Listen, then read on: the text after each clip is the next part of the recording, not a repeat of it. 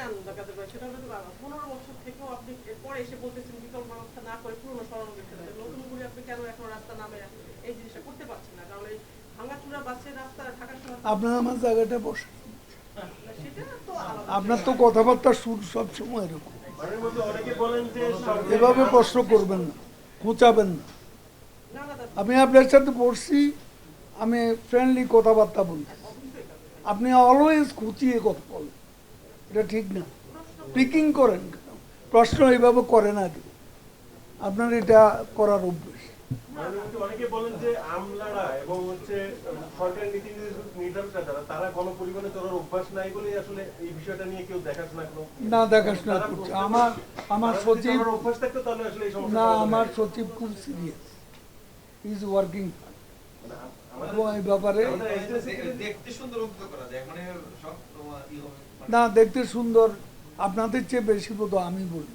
হ্যাঁ হ্যাঁ আপনি বলেন আমি এটা আপনাদের চেয়ে বেশি আমি বলি, এবং আমি তাদেরকে ভৎসনাও করি, কিন্তু আপনি তো বলেন কিন্তু কাজ কেন হয় না সেটা একটু দেখবেন না। কাজ কেন একেবারে যে হচ্ছে না তা তো না, কিছু কিছু তো হচ্ছে। এই শহরে 3 জন মোটর সাইকেলে কোনো হেলমেট নেই, সেই ছবি কি এখন আছে? সেই ছবি কি আছে? তো এটা চেঞ্জ হচ্ছে না, না কমে না 90%।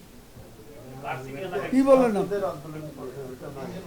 না, কোনো আন্দোলনের জন্য এটা আমরা করছি, আমরা নীতিগতভাবে নগরবাসীর সুবিধার জন্য। লাস্ট কোশ্চেন, এটা কবে নাগাদ হতে পারে? আপনি কি একাই এখানে লাস্ট করছেন?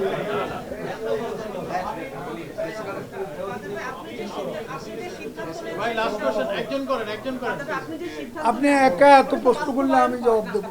আপনি যে সিদ্ধান্ত হয়তো বাস্তবায়ন হয় কাজে, সেজন্যই আপনার কাছে আমাদের প্রশ্নটা, যেটা আপনি এই মোটর চালের কথা বলছেন, এটা ঠিকই আছে।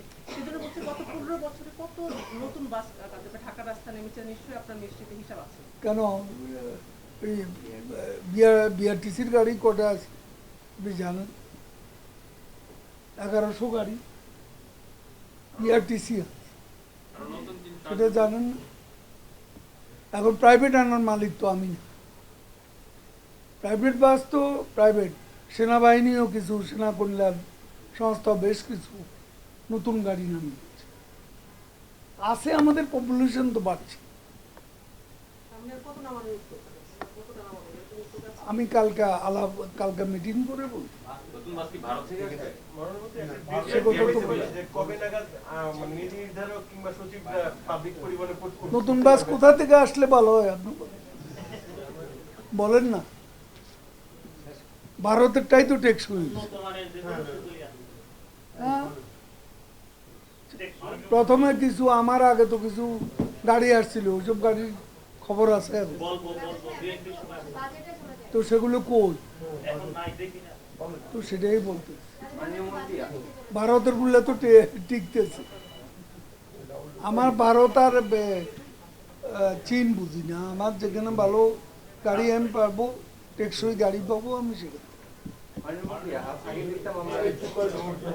এত প্রশ্ন কোনো সাংবাদিক সম্মেলনে করে